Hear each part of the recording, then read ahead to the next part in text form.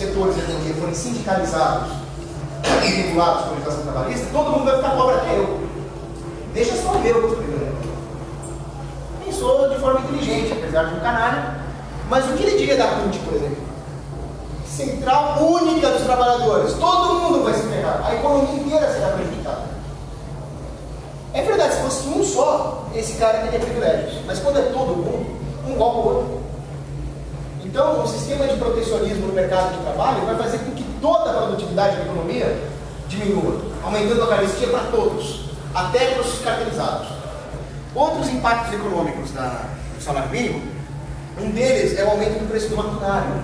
Lembra do Zezinho que foi demitido? Dependendo do que ele fazia na empresa, o Ricão vai colocar uma máquina no lugar dele.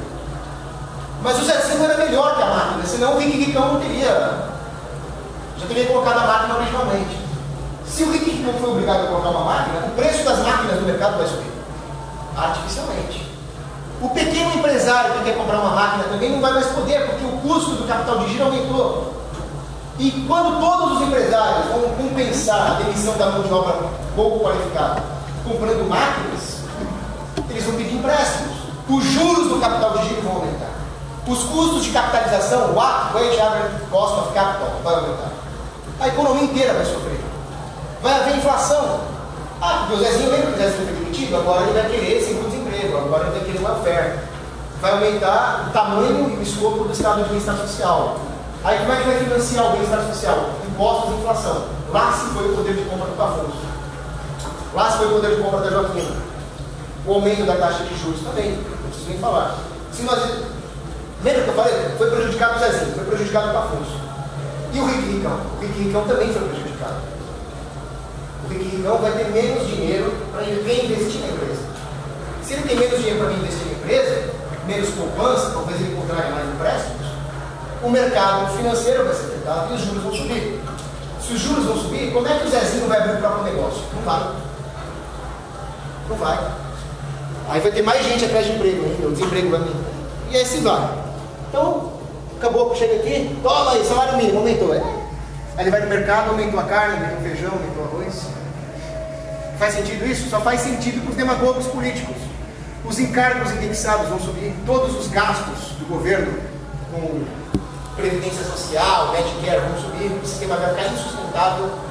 Já falamos aqui da queda da produtividade do padrão de vida.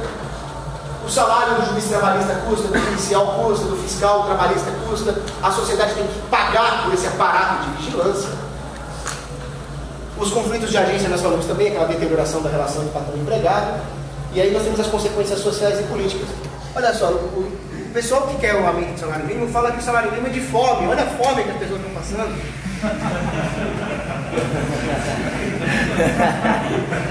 Como diria o Jeremias, está mais gordo que eu. E o mais interessante é que deturparam o Marx mesmo. O Marx era contra o salário mínimo.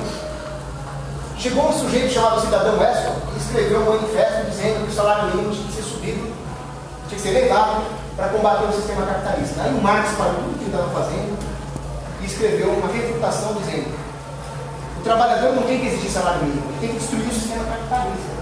Mas se aumentar o salário mínimo, vai aumentar o exército de mão de obra de reserva. Então vai aumentar o poder de barganha do capitalista e prejudicar o poder de barganha do operário, do proletário. Quer dizer, o Marx tinha mais senso de escola austríaca de economia do que todo mundo. O Marx.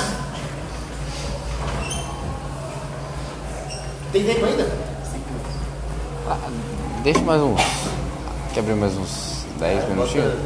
Tá. Porque era meia hora de perguntas. Tá.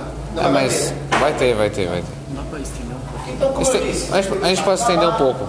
Vai ter a corrosão da família, porque pensa o seguinte: o salário mínimo é aquela coisa, o jovem vai lá trabalhar, adquirir experiência, ele não vai conseguir fazer tudo com o salário que ele recebe. Ele vai ter um salário baixo do mínimo, talvez. Então a família vai complementar. O pai vai ajudar, o irmão mais velho vai ajudar. Com o passar dos anos, o pai vai ficar velho e doente, aí o filho muito grato vai lá e ajuda o pai. Se existe um salário mínimo, vai ter uma corrosão da família. Porque o governo vai destruir essa subsidiariedade que existe no âmbito das relações familiares, o pai ajudar o filho. Então, não, o governo vai dar salário mínimo. Se tiver desemprego, eu dou seguro-desemprego. Aí o pai vai reclamar que o filho é vagabundo. Aí depois o pai vai ficar velho e falar: não, agora eu ganhei o meu, agora a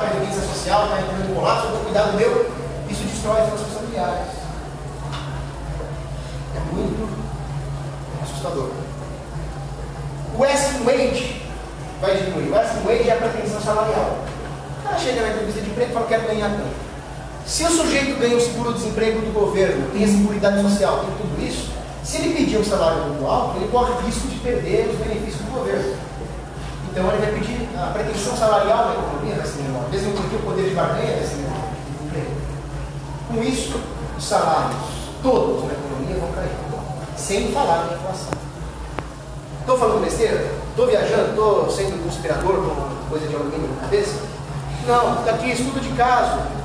Inflação versus salário mínimo. Então, em 1968, houve um aumento do salário mínimo do Lyndon Johnson, de 1,60 a hora. Trazido para o poder de compra de 2014, fazendo ali a paridade, o poder de compra desse salário de 1,60 a hora era de 10 dólares em 2014. Aí o Obama aumentou o salário mínimo como se não houvesse amanhã.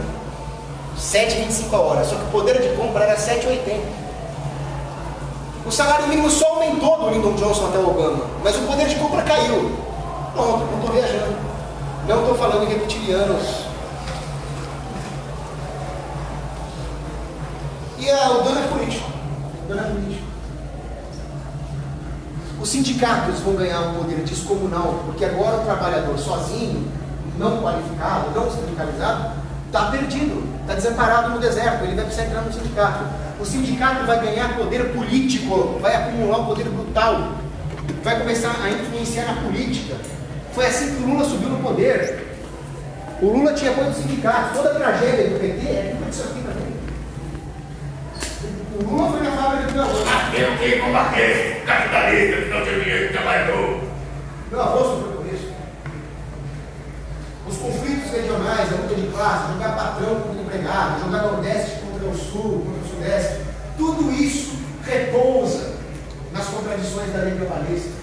Nós não temos caridade, nós não temos educação regulada, porque aí o governo, o pobre não tem capacitação, o governo vai querer capacitá-lo, aí vai ter educação. Tudo isso serve aos anseios de expansão de poder do Estado. Né? Mas será que o salário mínimo surgiu mesmo para proteger o trabalhador?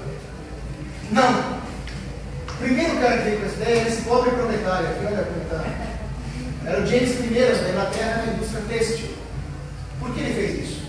Conluiu com os corporativistas da indústria têxtil. Havia ali uma nobreza, uma baixa nobreza que controlava a indústria têxtil, e eles estavam muito preocupados com a expansão do poder econômico da burguesia, e às vezes até de camponeses, porque o capitalismo malvadão está enriquecendo o camponês.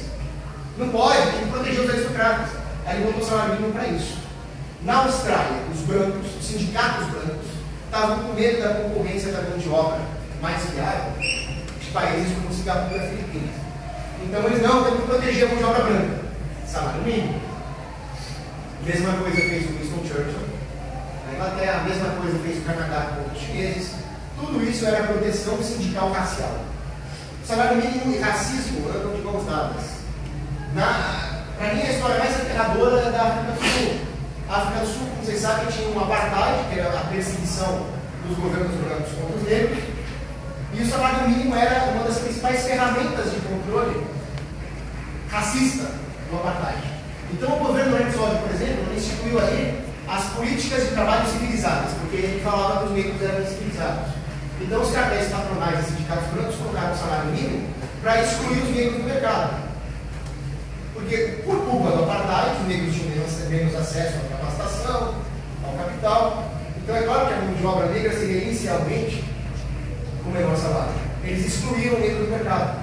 Acontece que existe uma coisa muito boa chamada corrupção. A corrupção fazia com que vamos montar umas empresas clandestinas aqui, contrato negro e tal, e o negro começou a ganhar relevância no mercado de trabalho. Aí veio o aperto. Os negros estavam prosperando demais, a indústria circulada, veio o arroxo do governo Vergonha, que foi o pior filho da mãe do apartheid. E ele disse: o capitalismo é inimigo dos brancos. Aí ele foi lá, puniu as empresas, prendeu todo mundo. Tinha o caveirão lá, né, Yellow Mello, que matava os negros. Então, eles diziam mesmo: o salário mínimo é a principal ferramenta para excluir os negros do mercado de trabalho. Depois veio o Mandela, que também era racista, ele falava que o capitalismo é inimigo dos negros. Bom, vocês têm que decidir: o capitalismo é inimigo dos brancos ou dos negros?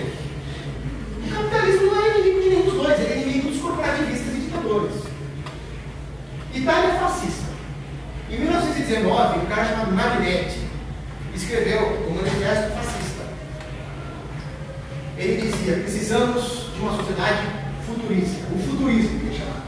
O futurismo era a ideia de que o norte da Itália, mais desenvolvido, deveria concentrar toda a riqueza para chegar, sei lá, uma ideia de sociedade perfeita que ele tinha na cabeça megalomaníaca dele. E com isso ele queria leis trabalhistas para impedir o capital de ser investido nas regiões mais pobres da Itália.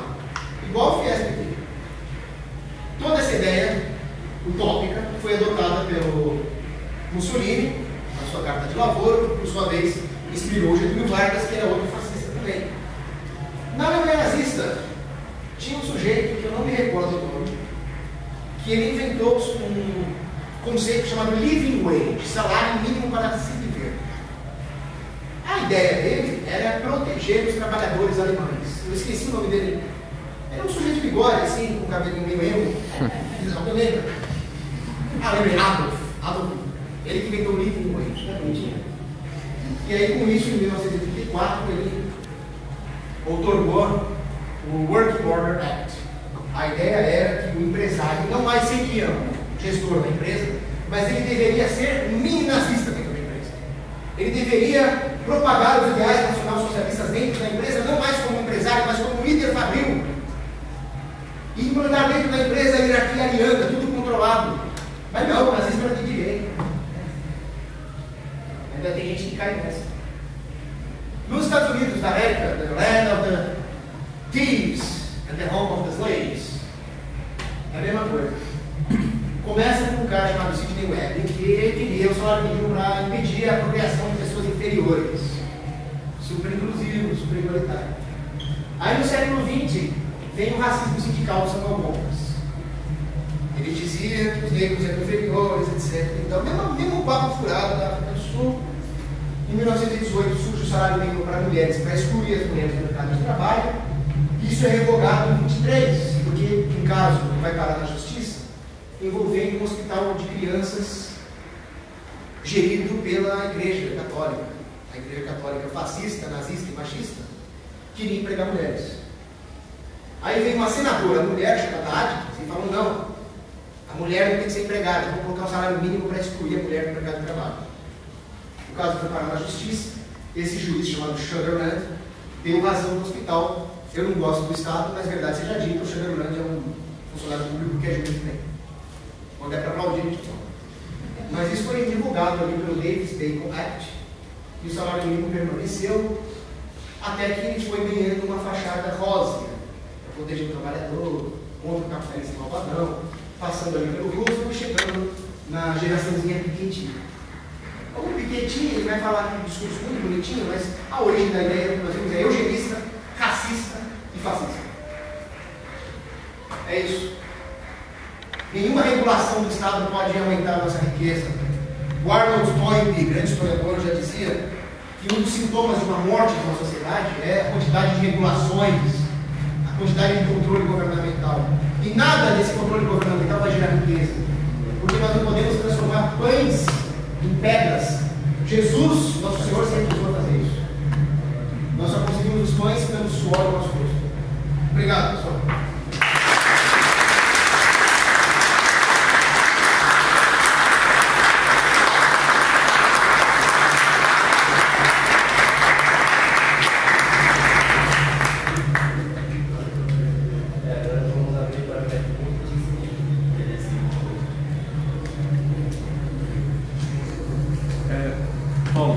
Eu tenho uma dúvida. Quando você fez uma relação entre inflação e taxa de juros, você falou que quando você estava falando do salário mínimo e fez uma relação entre inflação e taxa de juros. Você disse que a inflação aumenta e a taxa de juros também aumenta. Eu queria saber um pouco mais sobre essa causalidade, porque nem sempre isso é verdadeiro.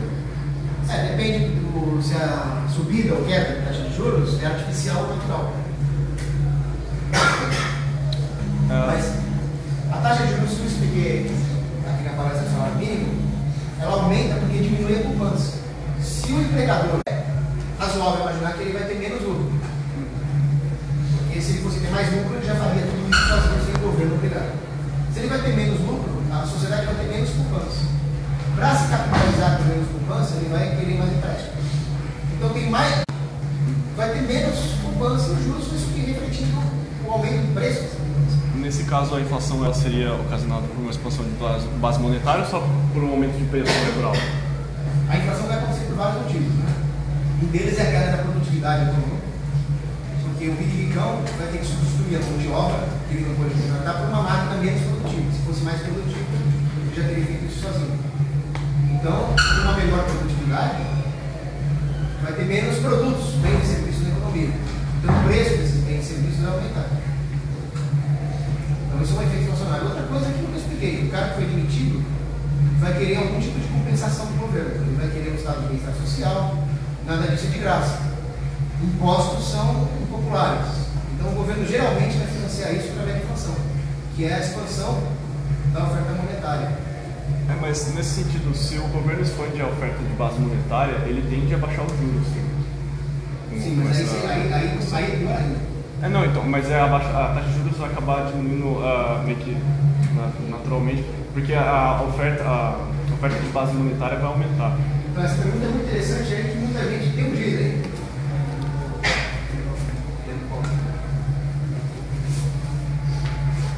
Porque a taxa de juros é uma composição, mas assim, linhas bem gerais, linhas bem grossas, você tem aqui uma taxa de juros natural, que é composta pela preferência temporal das pessoas, etc., mas ela vai refletir a quantidade de poupança e o quanto as pessoas querem empréstimos de investimento.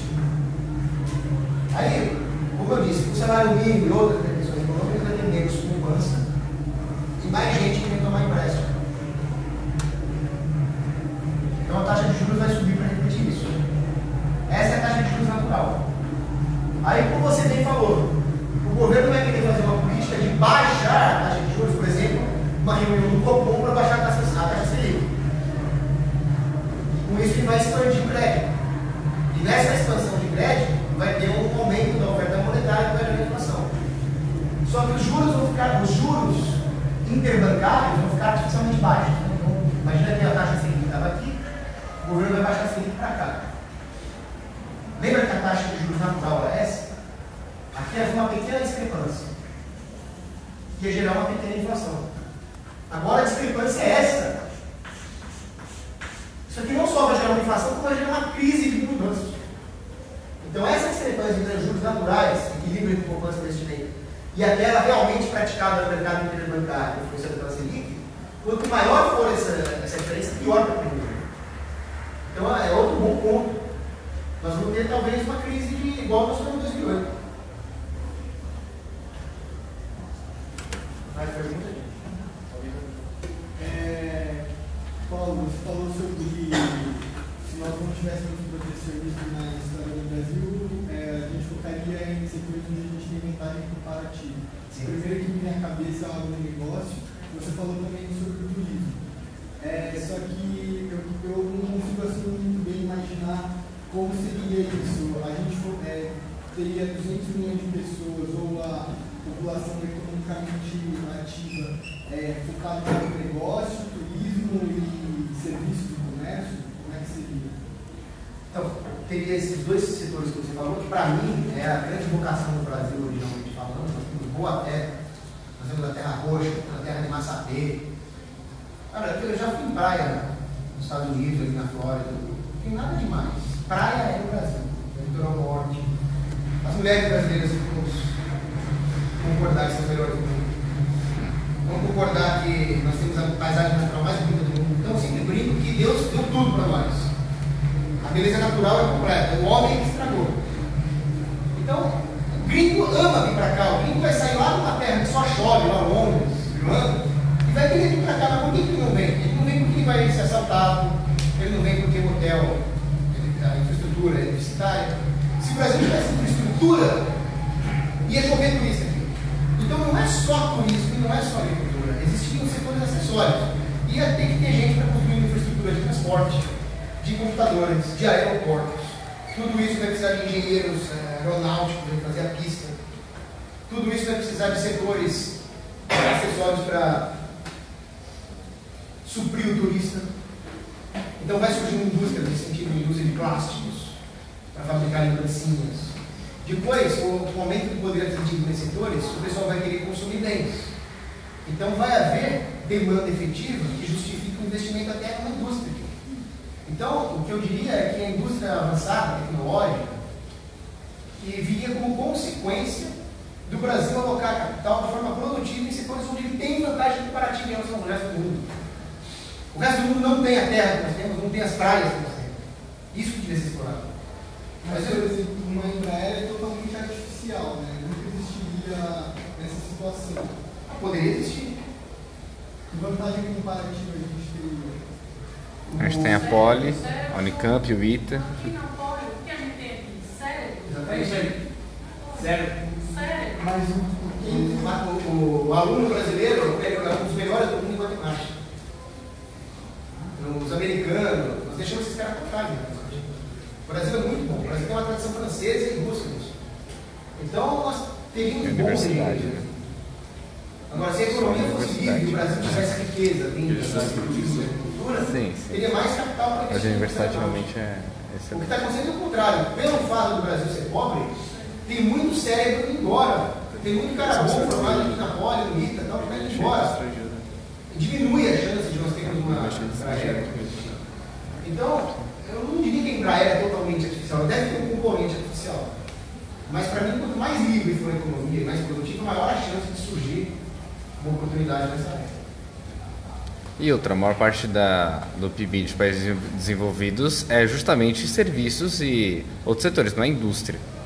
Serviço. O mais importante hoje em dia. É, muito mais. Prestação de serviço, né?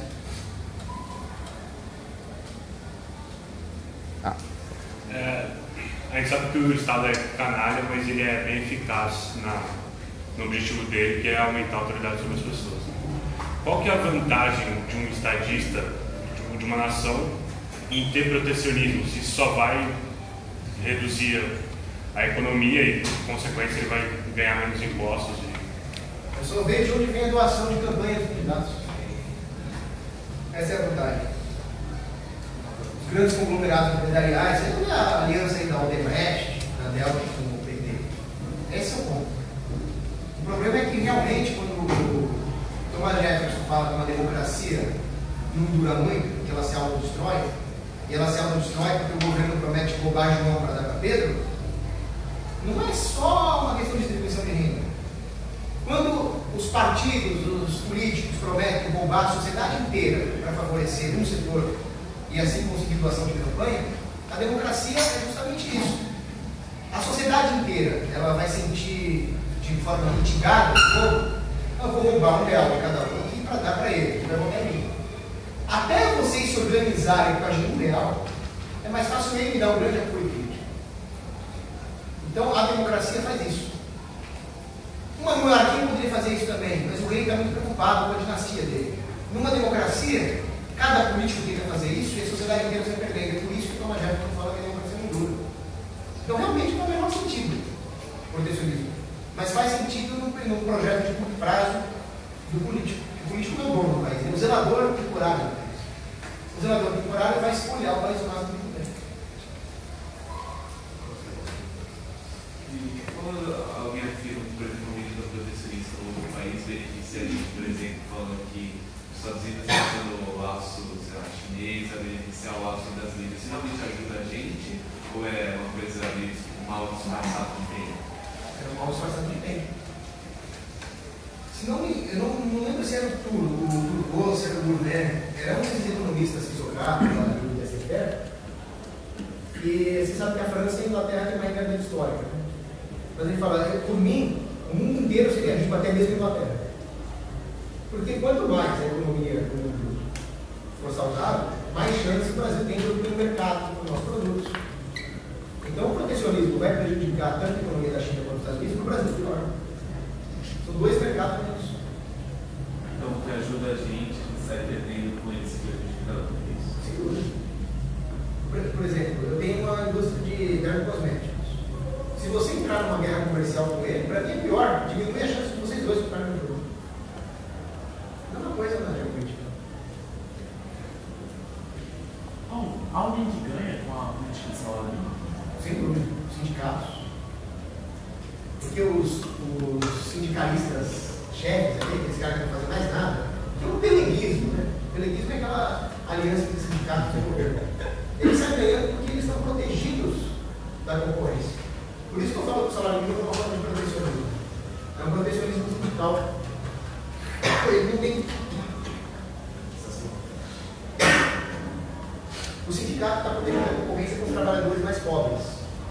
Então, se o cara já é um sindicato estabelecido, com todo aquele poder de barganha, toda aquela aliança política, ele vai ter a capacidade de fazer lobby junto ao governo para que o governo passe mais regulações trabalhistas e mantenha a reserva de mercado dos sindicatos. Se chegar o peão que não pertence ao sindicato, ele vai começar da base, mas o salário mínimo corta a base.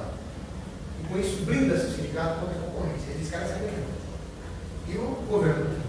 Você acha que se me candidatasse a presidente agora e falasse, pessoal, votem em mim, eu vou acabar com o salário mínimo, vou acabar com o 13º? Eu nem ganho. Seria a melhor coisa mesmo que eu isso. Não tem como. Obrigado. Tem os votos daqui. Vereador. Eu falo assim, uma sociedade libertária, existiria sindicato? Existe. Sim, isso é uma pergunta muito boa. O sindicato não é um problema. O sindicato é uma instituição contra qualquer. O problema é o peleguismo. Então, se eu fosse ditador do Brasil, eu não ia proibir nenhum sindicato. Eu ia proibir o imposto sindical. Eu ia proibir a filiação obrigatória a sindicatos. Eu ia acabar com a possibilidade do sindicato conseguir lei trabalhista.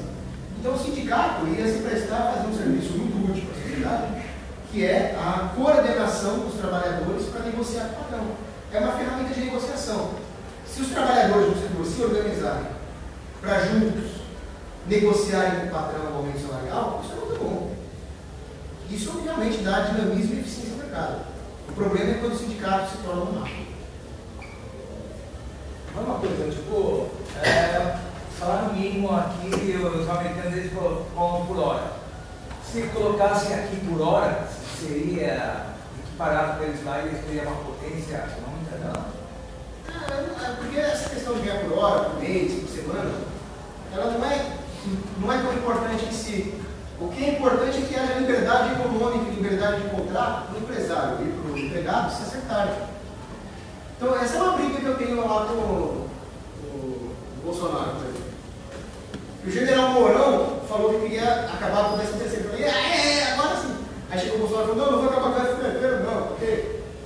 Então, o que é o 13º? O 13º é o seguinte, eu vou descontar o seu salário durante 12 meses do ano para te dar ele no final do ano.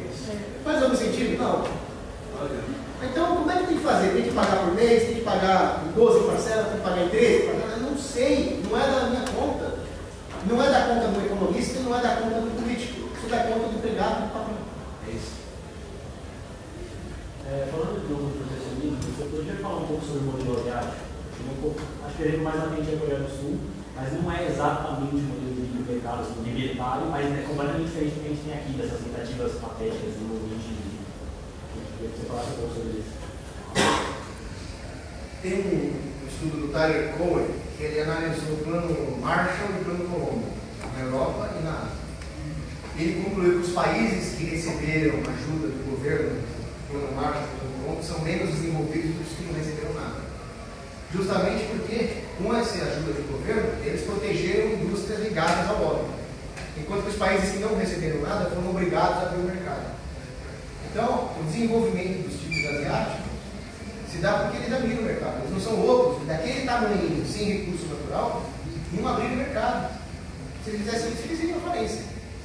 Então, a indústria sul-coreana ela se desenvolveu principalmente por dois grandes motivos. Né? Um é a poupança. O governo nunca, na Coreia do Sul, tem uma política igual nós temos aqui de subsidiar o consumo.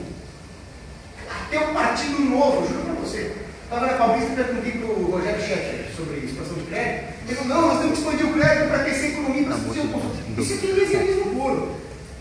A Coreia do Sul é austríaca, Portugal não.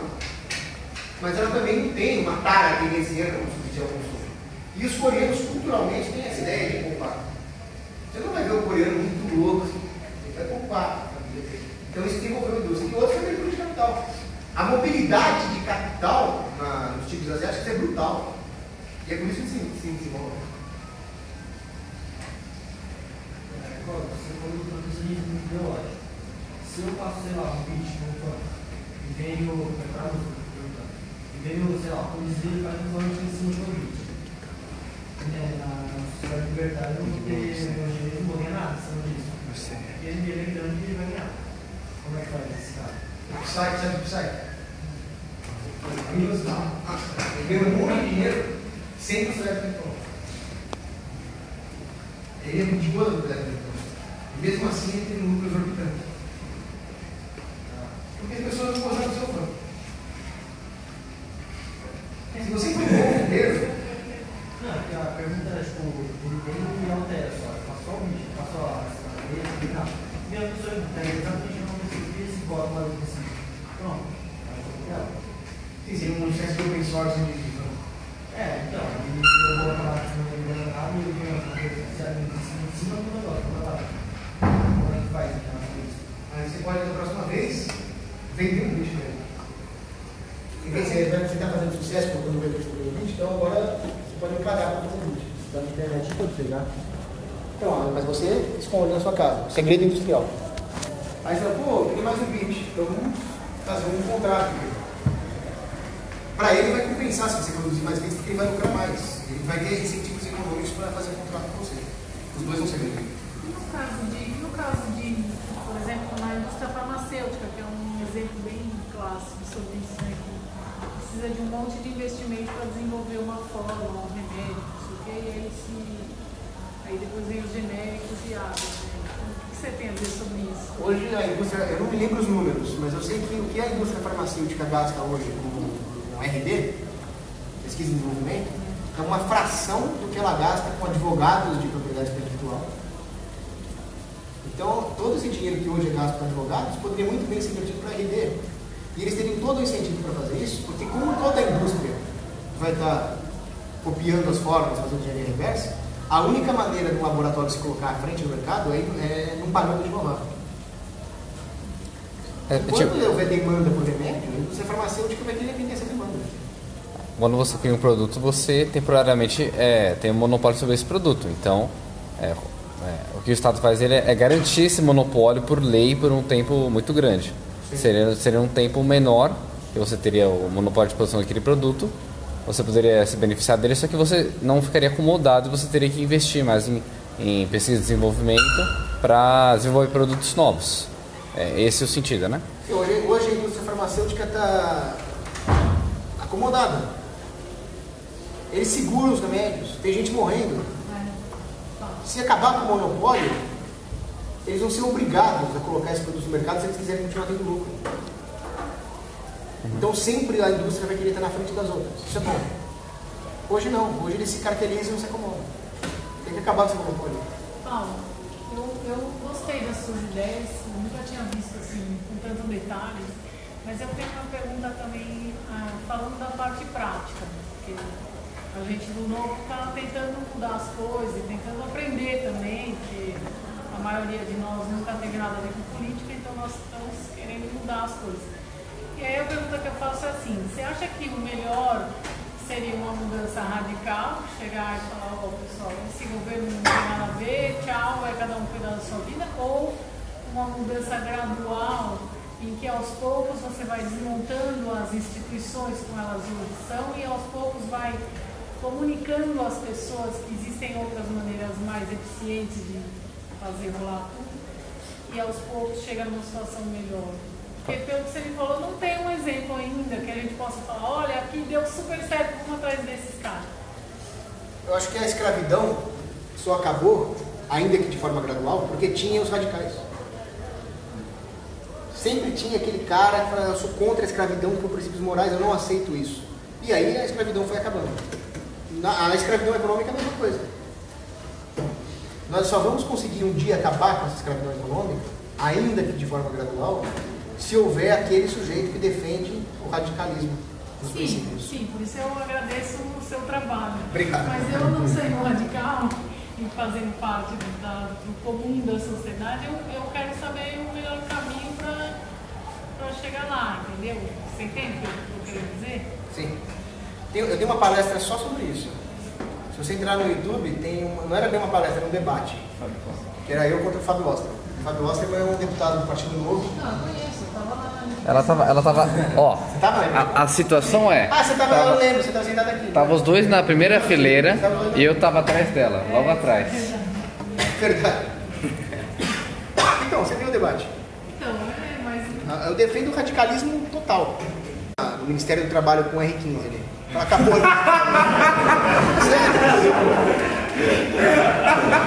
Acabou a regulação. Porque sim.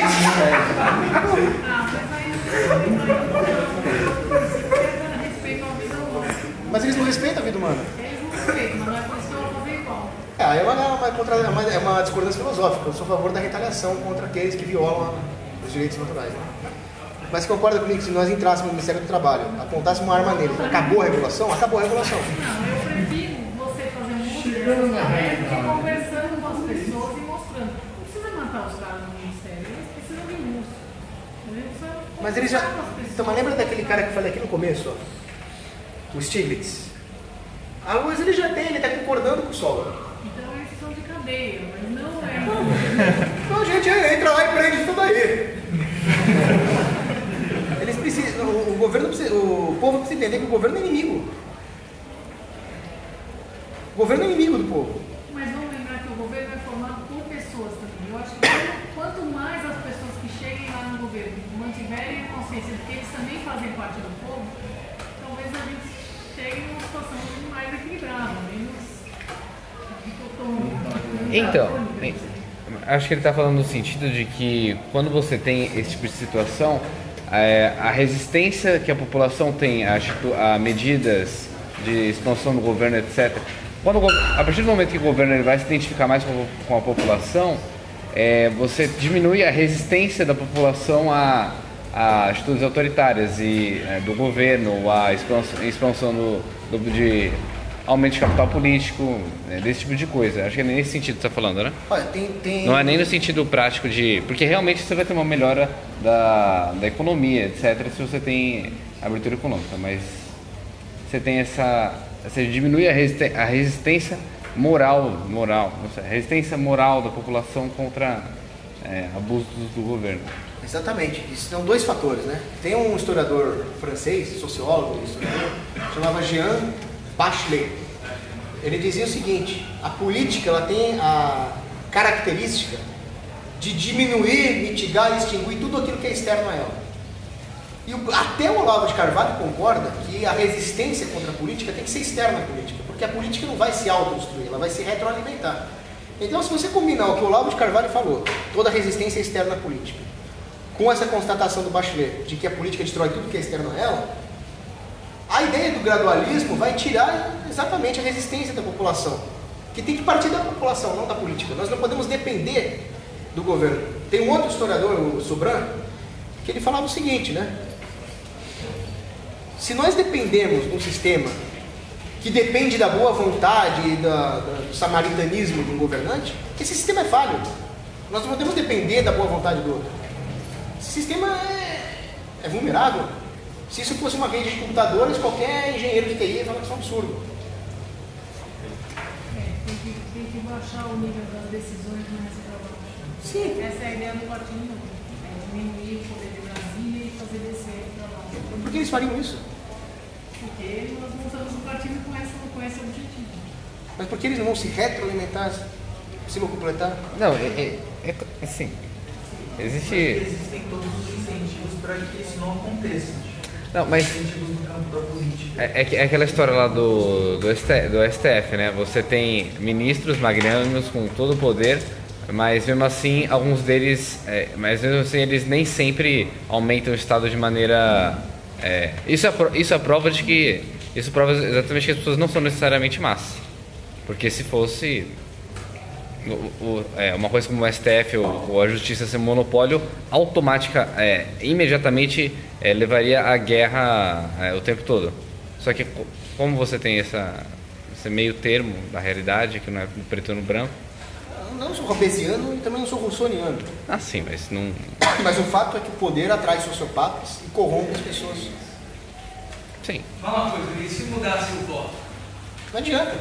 Tinha que acabar com o voto, não mudar o voto. Não, mas assim, voto obrigatório, voto livre.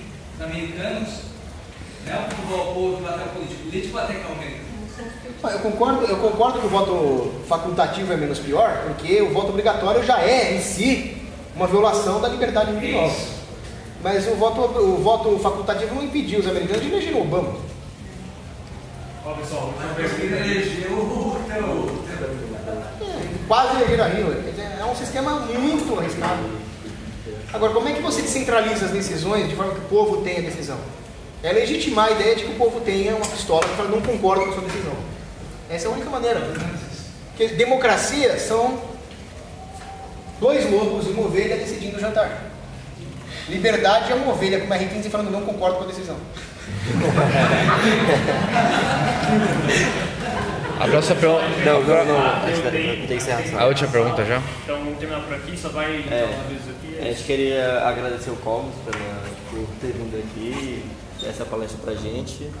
E também sigam a gente nas nossas redes sociais, Polibertários, Facebook e o WhatsApp, quem manda uma mensagem lá no Face que eu adiciono. Ok? Valeu, gente. Obrigado. Obrigado.